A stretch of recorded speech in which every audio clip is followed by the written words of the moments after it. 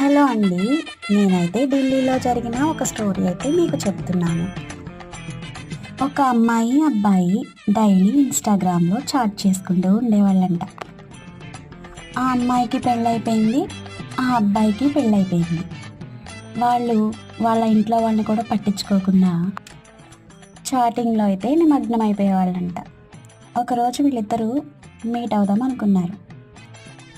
అబ్బో! మీట్ అవ్వకముందు ఎన్ని కలలు కనుంటారో పాపం. కానీ వీళ్ళిద్దరూ మీట్ అయినప్పుడు మాత్రం ఇద్దరు షాక్‌లో అయితే ఉన్నారు. ఎందుకంటే చాట్ చేసింది వాళ్ళ ఆవిడతోనే ఇతను. ఆ తర్వాత ఏమై ఉంటుందో మీకు తెలిస్తే కామెంట్ చేయండి. ఇలా ఫేక్ ఐడీలు క్రియేట్ చేసుకొని ఎలా మోసం చేస్తారో, ఎలా మోసపోతారో అది జనాల చాయిస్ కదా!